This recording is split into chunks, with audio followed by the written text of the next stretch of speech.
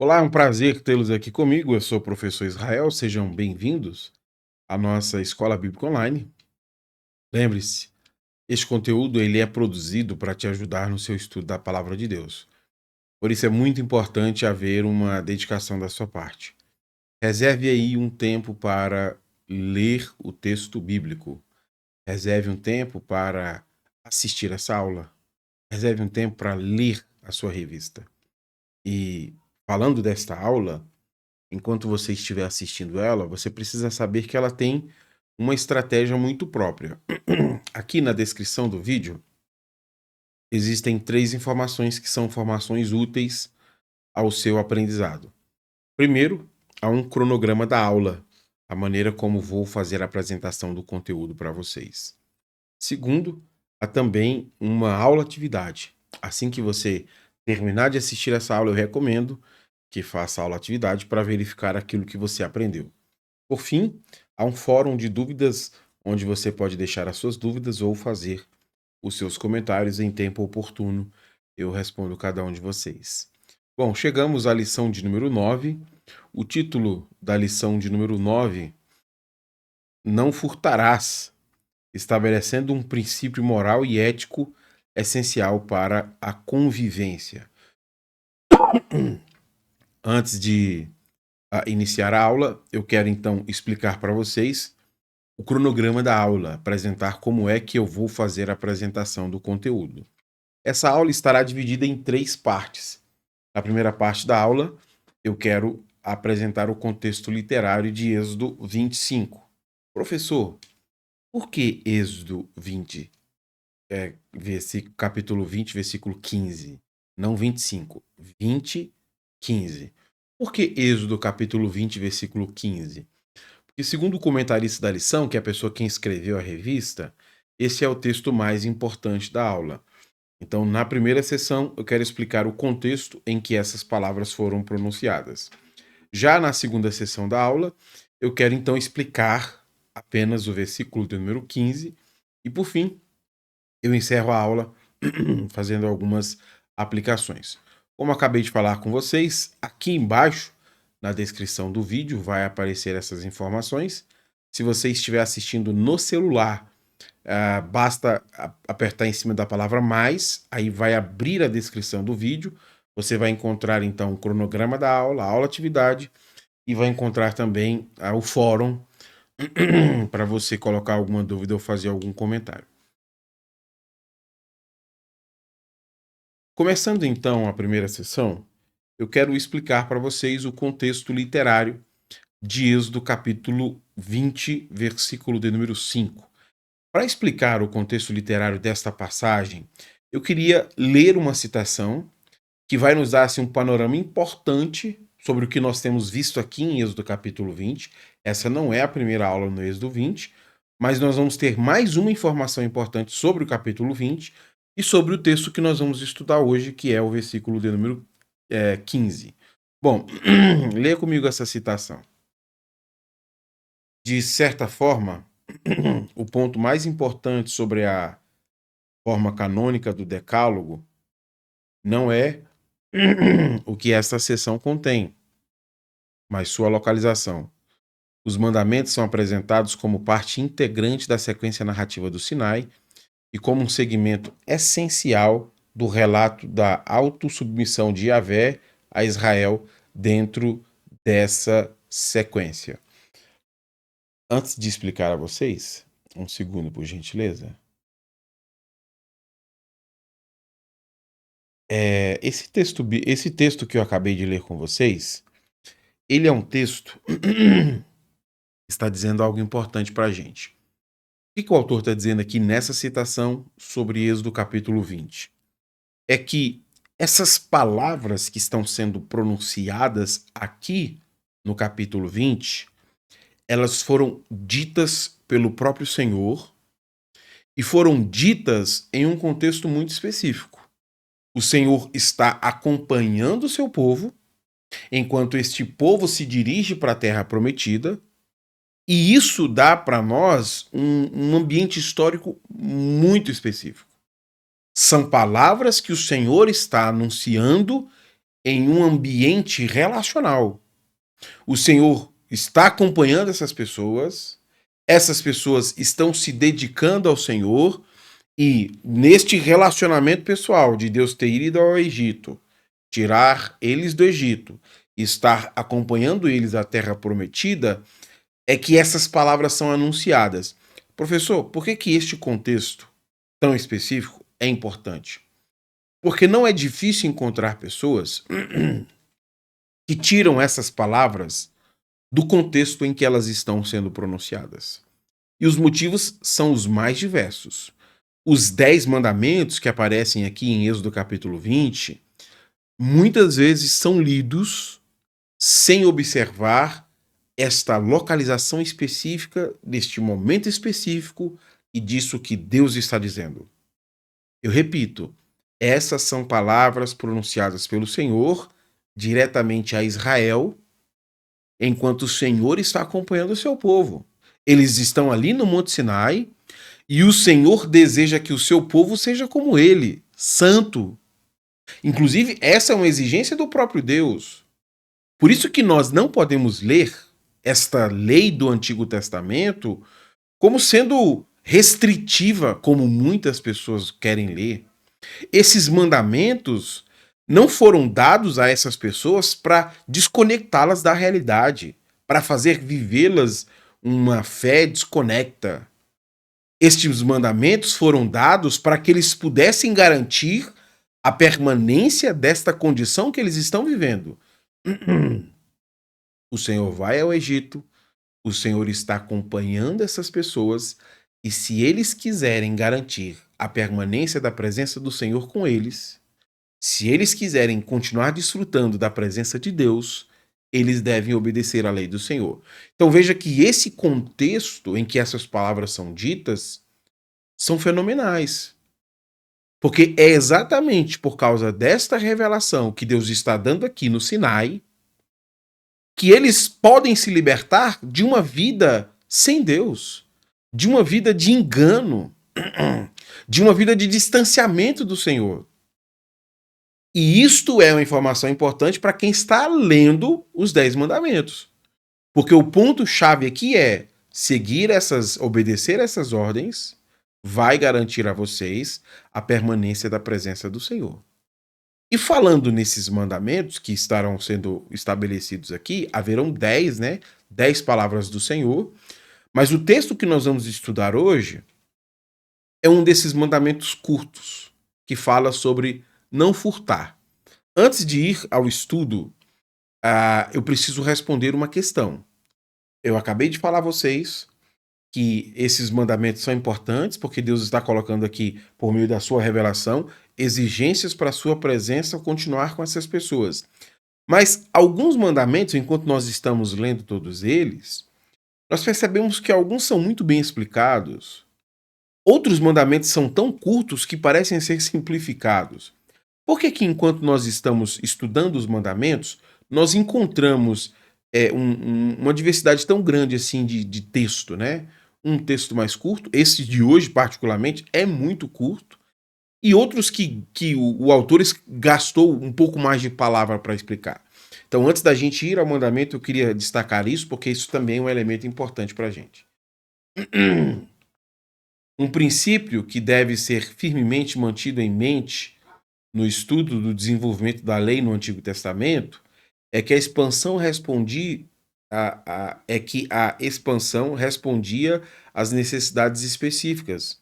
Os mandamentos mais longos e as leis mais frequentemente repetidas são aquelas com as quais Israel teve maior dificuldade. Essa é uma citação importante, porque se esses mandamentos precisam ser memorizados para garantir que a presença do Senhor continue com eles, todos esses mandamentos precisam ser simplificados de maneira que esta pessoa memorize isso.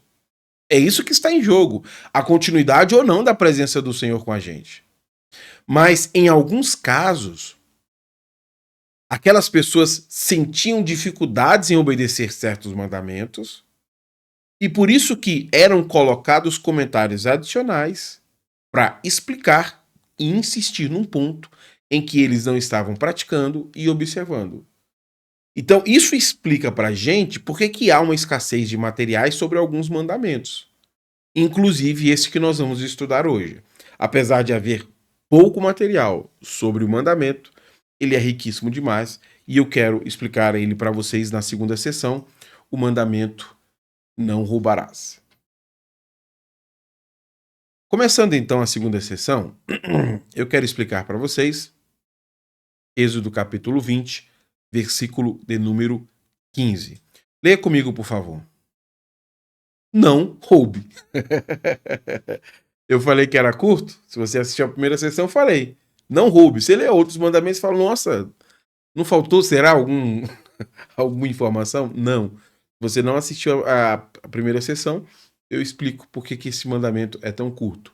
Mas o que a gente percebe aqui nessa leitura do oitavo mandamento, não roube? Esse mandamento é ao mesmo tempo um mandamento específico, mas ele também é um mandamento geral. Ele é específico naquilo que trata sobre o roubo, então está falando especificadamente sobre roubo, mas ele é geral porque ele não fala o tipo de roubo que eles não devem realizar. Veja, apenas dele dizer não roube, não há aqui uma especificação sobre que tipo de coisa ou que tipo de atitude furtosa não poderia ser cometida. Então, nesse sentido, o roubo se refere a tudo aquilo que é feito de maneira sorrateira, que outra pessoa não está vendo, mas também o roubo é feito às vistas, quando a pessoa é furtada pessoalmente por um ladrão. Então, o roubo aqui é uma classificação muito ampla para o que Deus está falando. O mandamento é específico, não roube, mas ele não especifica que tipo de patrimônio, que tipo de objeto, que tipo de situação o roubo não deveria ser realizado. Bom, para esclarecer um pouco mais isso, eu acho que há duas características no roubo que explicam bastante para a gente essa questão, que são questões que estão relacionadas por que o roubo é uma atitude que Deus não aprova. E aí eu queria colocar aqui duas palavras que eu acho que são palavras chaves para a gente entender por que Deus não aprova o roubo. A primeira palavra é cobiça, a segunda palavra é violação. Essas duas palavras sintetizam por que o roubo é desaprovado por Deus. Eu explico separadamente cada uma dessas palavras. Primeiro, cobiça. Por que o roubo é desaprovado por Deus? Porque o roubo começa com a cobiça. O roubo acontece porque a pessoa desejou aquilo que era de outra pessoa, como aquilo não lhe pertencia, mesmo que fosse uma apropriação indevida, a pessoa desejou ter aquilo e então roubou. Então ela roubou porque primeiro ela desejou, ela viu algo que não possuía e pouco se importou da apropriação indevida. Mas o roubo também é reprovado por Deus porque é uma violação contra o próximo. Deus desaprova o roubo porque ele também viola e agride outra pessoa.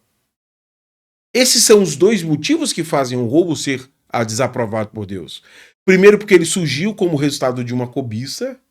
Você viu alguma coisa e, mesmo não sendo dono daquilo, você quis se apropriar de maneira indevida. Segundo, porque o roubo é uma violação contra o próximo. Se nós pegarmos esses dois aspectos, nós compreendemos assim de maneira muito mais específica que este roubo ele se refere tanto às questões materiais quanto a questões imateriais. Deixa eu explicar isso para vocês com essa citação do Douglas Stuart. Roubar ameaça a ordem social e causa sofrimento aos outros, pois compromete a capacidade de alguém possuir e acessar bens úteis e necessários. O ladrão de alimentos faz outros passarem fome. O ladrão de animais de trabalho interrompe a agricultura. O sequestrador desintegra famílias. O ladrão de roupa expõe outros ao calor do sol ou ao frio. Essa é uma citação do mundo antigo, Mas ele mostra pra gente que o furto, ele tem um primeiro aspecto de ser material, que acontece quando você rouba o patrimônio de uma pessoa, a roupa de uma pessoa, o animal de uma pessoa. E esse furto material também pode ser contra a vida da própria pessoa. Você rouba a liberdade da pessoa para torná-la seu escravo. E a imagem aqui é de alguém que vai até outra pessoa para escravizá-la, para roubar a sua liberdade. Mas o roubo também afeta a pessoa de maneira imaterial. Professor, o que é esse tal de imaterial que você está falando? Veja, quando alguém rouba outra pessoa, não é apenas o patrimônio que é roubado. Quando você vai lá, por exemplo, e tira a liberdade de uma pessoa, não é apenas a liberdade que é perdida. A vida dessa pessoa também se afeta de maneira invisível. O roubo tira da pessoa a dignidade de conseguir sustentar-se por meio do trabalho, porque os seus animais de trabalho foram roubados. O roubo tira de uma família a esperança que sofre essa assolação violenta de quem roubou um dos seus parentes para serem escravos. O ladrão rouba da pessoa o patrimônio e deixa no lugar uma memória afetiva de violência e furto. Por isso que é inestimável o impacto do roubo. Porque o ladrão visualiza algo material, mas o que ele faz é causar uma violação ao outro que está para além do próprio patrimônio. Não foi só um animal, não foi só um filho, não foi só uma roupa. É a própria condição humana que se vê fragilizada e vulnerável por causa da violência e da agressão. Por isso que não tem como mensurar o tamanho do prejuízo causado pelo roubo. Mas é possível saber qual é a consequência para a pessoa que decide viver do roubo, mesmo considerando os seus impactos negativos para o próximo. E eu queria encerrar a explicação do versículo com esta citação. O oitavo mandamento é talvez melhor entendido como uma proibição de roubo de qualquer tipo, sobre quaisquer circunstâncias. O que Israel enfrenta por quebrar os mandamentos, como os capítulos 32, 33 e 34 mostram de forma dramática, não é a perda da vida, mas a perda muito pior da presença de Yahweh. Veja, se o Senhor está conduzindo seu povo à terra prometida, o Senhor está exigindo que essas pessoas não roubem. Essas pessoas não deveriam roubar por um único motivo. Não é pensando na punição. Não é pensando na privação da liberdade. O motivo é: se nós roubarmos, nós perderemos a presença do Senhor. Quando Israel perdeu isso de vista, eles passaram a quebrar a lei do Senhor e se preocupar muito mais com as penalidades. Mas não em perder aquilo que os tornava um povo distinto de outros povos. O Senhor habitava no meio deles. Então, às vezes, os 10 mandamentos são olhados sobre um olhar punitivo, sobre um olhar de agressão. Mas os 10 mandamentos devem ser olhados assim: Deus está andando com seu povo. Se vocês desejam continuar desfrutando da presença do Senhor, obedeçam ao Senhor. O que está em prejuízo aqui é exatamente perdermos aquilo que nos faz diferente de todas as outras nações. E isso já era motivo suficiente para eles não roubarem. Talvez a gente não consiga mensurar o impacto que o roubo causou na pessoa. Mas aqui, nós conseguimos dizer sem sombra de dúvidas que o roubo causou um prejuízo para o ladrão. Ele estará se afastando da possibilidade de ter e de viver em comunhão com Deus. Restando para essa pessoa, estar longe da comunhão com Deus, apenas o juízo futuro. E é isso que deve estar na mentalidade deles. Ao invés de querermos andar com o Senhor, nos deixamos levar pela cobiça dos olhos. Agredimos o próximo roubando dele sorrateiramente ou à luz do dia. E ao fazermos isso, nos lançamos para fora da presença do Senhor e caminhamos em direção ao juízo que virá a todos aqueles que não obedecem a Deus. Indo para a terceira sessão, eu queria encerrar essa aula fazendo algumas aplicações. Como esse texto, Êxodo 20, versículo 15, nos ensina lições valiosas hoje. Eu queria fazer 6 aplicações. Primeira aplicação. O resultado final da religião cristã é a comunhão com o Senhor. Eu queria pegar aqui um aspecto que eu levantei na introdução, que eu considero que é um aspecto importante sobre os mandamentos e sobre o que nós temos aqui para nós no estudo de Êxodo 20. De propósito aqui nessa aplicação, eu coloquei a palavra religião. O resultado final da religião cristã. E por que eu coloquei de propósito a palavra religião? Porque é uma fala muito acentuada de muitas pessoas falando contra o conceito de religião. Há até assim uma tentativa de se desvencilhar, né? Não, nós não somos uma religião. Igreja não é religião.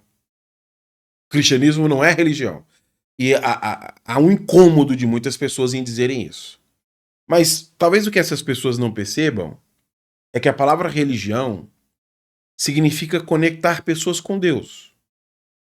Como essas pessoas que estão tentando se conectar com Deus, elas têm muitos problemas, elas oram pela motivação errada, elas jejuam pela motivação errada, elas dão esmola pela motivação errada. Como o problema está na motivação das pessoas, o que nós fazemos? Nós achamos que a solução é dizer, não há nenhuma religião. O cristianismo se parece muito mais com uma filosofia do que com uma religião. Ao invés de ligar pessoas a Deus, o cristianismo quer fazer você refletir sobre a vida. Quase um estoicismo cristão. Ou talvez um gnosticismo para alguns. Qual que é o problema? O problema desse tipo de abordagem é que, ao invés da comunhão com o Senhor, para poder manter as pessoas ali cativas, eles estão prometendo riquezas. Olha, você vai ter uma vida de sucesso. Eles estão prometendo abstrações de pensamento. Olha, os pais da igreja. Olha, Agostinho. E dá-lhe filosofia. Ou então, em hedonismo, Deus vai realizar os desejos de todo o seu coração. E em muitos aspectos, o cristianismo tem caminhado para muito longe do que ele deveria ser. Eu repito, o resultado final da religião cristã é comunhão com o Senhor. Quando nós lemos, por exemplo, Mateus capítulo 5, 6, Jesus pontua muitos problemas da oração, do jejum. Mas sabe o que é que Jesus não faz? Olha, já que vocês estão orando errado, não orem. Já que vocês estão jejuando errado, não jejuem. Esqueçam a religião. Não, sabe o que Jesus faz? Quando vocês forem orar, vá para o seu quarto onde ninguém te veja. Quando você for dar esmola, não deixe que a mão esquerda veja o que a direita está fazendo. Quando você for jejuar, escove os seus dentes, penteie o cabelo. Porque a solução não é deixar de fazer, mas fazer com a motivação correta. Isso me preocupa bastante e eu queria colocar essa preocupação na segunda aplicação. Toda pessoa deveria desconfiar de um caminho espiritual que não leva até Deus. Se eu faço parte de uma religião, e o cristianismo é uma religião, quer seja a tradição que você fizer parte, o cristianismo é uma religião. Se eu faço parte de uma religião, mas depois de alguns anos ali frequentando essa religião, se as únicas coisas que eu adquiri foram terrenas, isso deveria me deixar bastante preocupado. Pelo menos a mim, isso me preocupa bastante. Sabe aqueles testemunhos que começam a brotar no final de ano? Olha, este ano eu comprei isso. Esse ano eu fiz aquilo, eu viajei. E a gente começa a falar sobre dinheiro, como você conseguiu dinheiro, como você conseguiu realizar os seus sonhos, e às vezes nós ficamos impressionados, né? Isso soa como impressionante para muitas pessoas, mas isso não me impressiona.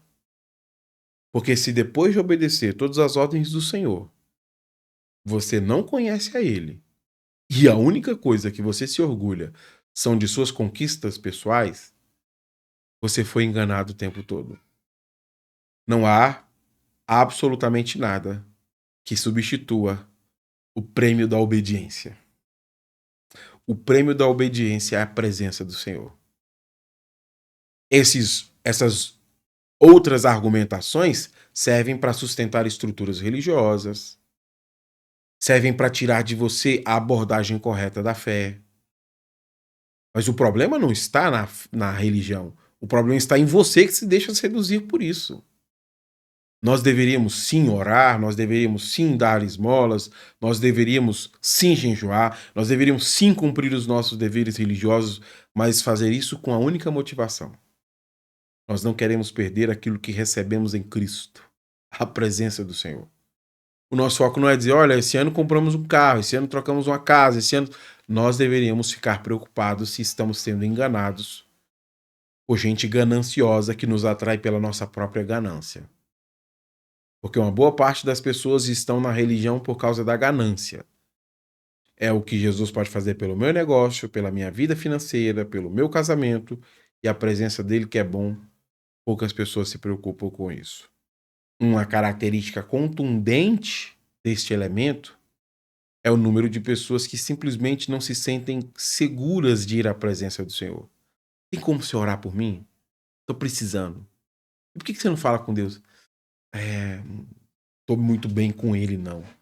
E por que você não resolve suas coisas? Não, porque eu só preciso que ele me ajude. Eu não preciso da presença dele. Eu só preciso que ele me cure, eu só preciso que ele me dê um emprego. Isso deveria nos assustar. Ler os mandamentos, ler as ordens de Jesus, fora do contexto, tem gerado uma religião doente. As pessoas estão fazendo a religião doente. E elas estão substituindo a comunhão com Deus pelas filosofias abstratas do estoicismo, do gnosticismo, estão substituindo pela ganância, prometer a você sempre um pouco mais, e aquilo que nos torna distintos de outros povos. Às vezes nós nem vemos como importante. Jesus foi quem nos disse isso. Enquanto vocês vão fazer discípulos, batizar pessoas e ensiná-las a obedecer, eu estarei sempre com vocês. É isso que torna os cristãos um povo distinto da terra. Se nós não valorizamos a presença do Senhor, nós estamos sendo enganados por alguém. Terceira aplicação.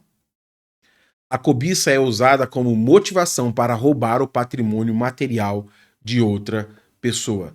Veja, quando estudamos o texto de hoje, em um aspecto muito comum a nós percebemos que o roubo tem a ver com aquilo que é visto, que não me pertence, e que por causa da cobiça eu quero desejar, mesmo que seja necessário furtar sorrateiramente ou à luz do dia. Então a cobiça, este ato de estar olhando aquilo que é do outro e desejando aquilo que é do outro, acaba fazendo com que o patrimônio material de outra pessoa seja roubado. O celular, o carro, a casa, o computador e tudo aquilo que eu olho e desejo.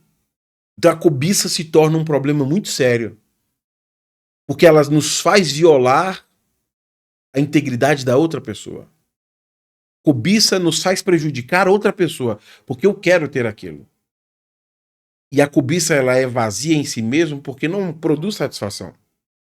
A pessoa não vai roubar uma vez e pronto, agora encontrei a satisfação para toda a vida. Essa é uma satisfação que não se completa e por isso que se repete tantas e tantas vezes. Quarta aplicação. O roubo também pode ser cometido contra o patrimônio imaterial.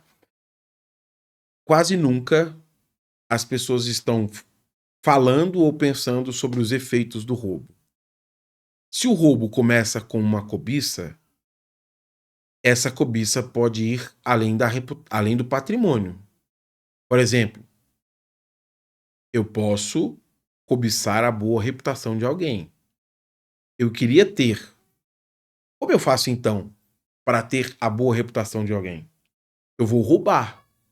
Eu falo mal dele e bem de mim. Você percebe que é o mesmo conceito sendo aplicado por uma coisa que não é material? Como eu desejo o que ele tem, eu faço isso. E aí nós vamos dando outros nomes, porque como eu expliquei, eu acho que na aula 3, nós gostamos de especificar as coisas. Mas aqui, na maneira como se interpreta a lei do Senhor, a gente percebe que isso se aplica a muitas e várias situações da vida. Há muitas pessoas cobiçando aquilo que é imaterial e roubando do outro aquilo que é imaterial. Então, além de roubar o patrimônio, eu também posso roubar a boa reputação. Eu também posso tentar roubar a família. E são tantos os casos que mostram para nós o quanto a cobiça, que é o 10º mandamento, é um grande problema. Porque ao olhar no outro, se não é material, se não é um patrimônio, se é a sua reputação, se é a sua fama, se eu quero isso, o que eu começo a fazer? Me comparar. E denegrir, e falar mal. A gente chama isso de inveja, a gente chama isso de cobiça, mas aqui é chamado de roubo. Isso que é feito intencionalmente para tirar do outro o que lhe possui, o que lhe é pessoal. E da mesma forma, eu estou indo contra esta pessoa. Isso é um ponto interessante, porque nós podemos estar roubando em pensamento, assim como eu expliquei numa aula passada, quando o roubo está acontecendo aqui na minha mente. E se eu tivesse o que ele tem? Jesus nos ensinou isso em Mateus. Se a cobiça já leva você a desejar praticar aquilo, no seu coração você já cometeu esse pecado. Quinta aplicação. É incalculável os danos que o roubo pode causar. Alguma vez já te roubaram algum patrimônio material? Alguma vez já te roubaram um patrimônio imaterial? Poucas vezes a gente fala sobre os danos que o furto pode causar. Deixa eu citar um exemplo material. E aí o imaterial todos nós poderíamos ter alguma coisa a dizer, mas eu vou ficar só com o material. Eu pastoreei uma igreja que a congregação foi roubada. Nós tínhamos um sistema de segurança, o ladrão entrou, mesmo sendo filmado, entrou no templo, roubou o templo e foi embora, mesmo sendo filmado e o alarme sendo disparado. Aquilo foi um acontecimento único no meu ministério pastoral, porque aquele ladrão levou muito mais do que o patrimônio da igreja local. Quando o ladrão roubou a igreja, ele deixou no lugar um sentimento de pânico. Alguns irmãos começaram a procurar soluções. Se tivesse um cachorro feroz, ele teria atacado o ladrão. Se tivesse alguém morando aqui, não teria roubado. Se tivesse feito isso, se tivesse feito aquilo. Outros irmãos ficaram com pânico emocional. Será que ele pode voltar? E o estrago que ele deixou na comunidade foi pior do que o patrimônio que ele levou. Porque as pessoas não conseguiam conversar daquilo de maneira adequada. E aquilo quase que virou uma cena de guerra de um acusando o outro. Se tivesse comprado um cachorro, se alguém tivesse dormido, não sei o quê, fulano, ciclano. Isso é imensurável. É imensurável o dano e o prejuízo que o roubo traz para uma pessoa e para uma comunidade. Não é só um celular. Eu estava dando uma aula de sociologia falando sobre periferia e eu ouvi isso de um estudante que me deixou atencioso. Uma das características da marginalização é que às vezes nós desumanizamos quem vive na periferia. A gente acha que aquela pessoa não sofre. Por exemplo, Quem sofre mais? A mãe que enterrou um filho que morreu de doença ou a mãe que enterrou um filho que morreu em troca de tiro com a polícia? Às vezes nós achamos que uma sofre mais do que a outra porque nós achamos que é o que o filho fazia que diz se ele presta ou não, e aquela mãe que perdeu o filho na troca de tiro não deveria estar sofrendo. Às vezes nós desumanizamos quem mora numa periferia. E aí eu pedi os alunos para relatarem algumas cenas semelhantes sobre como eles eram desumanizados vivendo na periferia. E uma aluna me disse isso no trabalho. Professor, é desumanizante você ser roubado e as pessoas rirem da sua cara. Nossa, mas você é muito trouxa, você é muito bocó, você é muito não sei o quê. Fica dando mole sem considerar a sua humanidade, como você se sentiu de ter uma arma apontada para o seu rosto. As pessoas ficam tirando chacota e elas não se sensibilizam com você. É isso que estou dizendo nessa aplicação. Às vezes nós estamos olhando só o material e não consideramos os efeitos danosos que o roubo traz para a pessoa. Por isso que eu queria encerrar com uma sexta aplicação. O maior prejuízo para aquele que pratica o roubo não é a penalidade humana, mas o afastamento divino. Eu disse a vocês, não tem como mensurar o prejuízo, mas tem como mensurar o que vai acontecer com quem rouba. E aqui eu queria fazer um comentário interessante, porque eu estava outro dia vendo um vídeo de uma série de televisão, The Office. Tinha um personagem que ele era um ex-presidiário. E esse personagem estava falando sobre os benefícios que há em ser um preso. Aí os amigos do serviço estavam ouvindo, nossa, você tinha oficina lá. Nossa, você dormia, você tomava banho de sol. E aí os outros percebem na cena da série de televisão que a penitenciária tem alguns aspectos que é melhor do que estar dentro de um mundo corporativo. Ou então uma reportagem de alguém que entra no supermercado e rouba e quer ser preso, porque quer ficar um tempo ali na cadeia, dormindo e lendo. Dormindo e lendo. Às vezes nós estamos lidando com um roubo assim como, o prejuízo é esse, você vai ficar no presídio, você vai receber um salário, você vai dormir até tarde, nossa, então isso é benefício demais. E nos esquecemos da pior consequência que há para o furto. Não é a legislação brasileira e nem o que um tribunal pode fazer pelo que você cometeu. A maior consequência do roubo é a sua comunhão com Deus. Por causa do roubo, um dia você será julgado e condenado por ter, ao invés de escolhido caminhar com o Senhor, seguir pelo caminho mau. Este é o prejuízo, condenação eterna para aqueles que se recusaram a obedecer o Senhor, para aqueles que rejeitaram a verdade que os salvaria, mas preferiram um caminho de condenação eterna. É isso que nós temos que ter em vista quando falamos do roubo. Os seus efeitos e a sua condenação são inestimáveis. Por isso que o povo do Senhor não deve roubar. Eu espero que este conteúdo tenha lhe ajudado, mas antes de terminar, aqui na descrição do vídeo, lá embaixo, vai ter uma enquete. 2025. Devemos continuar com a nossa escola bíblica online? Você que assiste a aula tem a oportunidade de votar, fazer os seus comentários. Na última aula, eu digo a vocês qual foi o resultado da enquete. Aquilo que a maioria decidir, nós seguiremos. Porque às vezes você já tem um conteúdo aí na sua igreja local e esse conteúdo aqui acrescenta bem pouco. Então, se não acrescenta, e como é um conteúdo que dá bastante trabalho de produzir, bastante trabalho de gravar, se não está sendo útil, eu não vou continuar em 2025. Então, queria ouvir você. Tem uma enquete lá embaixo, vote e me diga o que nós fazemos em 2025. Esse conteúdo é útil? Você continuará usufruindo ele ou não? Ele não está chegando a você e você não está tendo acesso. Na última aula eu digo o resultado e digo como seguiremos para o próximo ano. Que esse conteúdo possa ser útil, que Deus abençoe você e até a nossa próxima aula então.